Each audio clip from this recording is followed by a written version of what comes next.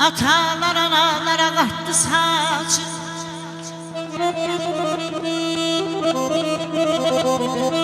belə yatalar analara qattı saçı, böydə böydə bizi qocaldı balam.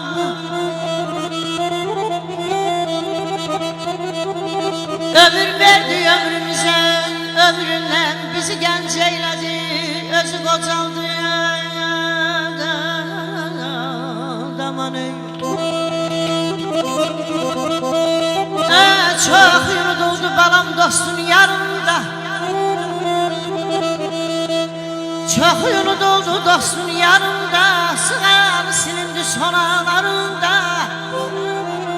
Deyirəm bizə dil öyrənən analarından, titrədi ağzında sözü qocaldı. Gəl anam qurban, gəl anam qurban ey.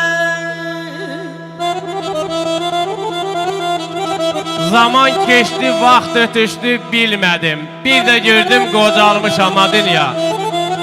Qara saça vaxtından tirdən düşdü, gərdişinə kənc qalmışam adın-ya. Elə bilmə xəbərim yox bilmirəm, elə bilmə etdiyini görmürəm. Düşünmə ki, mən səni çox sevmirəm, səni sözlə yaşatmışam adın-ya. Səni sözlə yaşatmışam adın-ya. Sağ ol ihtiyar, Allah ağsaqqallarımıza, alçəklərimizə can sağlığı versin, ömür versin, nəvə nəticə toy görsünlər inşallah.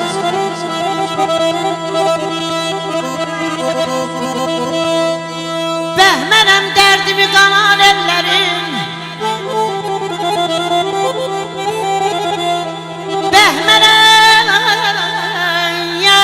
dərdimi qanan ellərim, yolunda yollara balam, yanan ellərim. Gözümün önünde yanan ellerim, gör neçə yoxlu kızı qocaldı. Aşıqam yara dərman, yar olar yara dərman, yan. Ay zar, mənə yara vurmuşsan, götürmür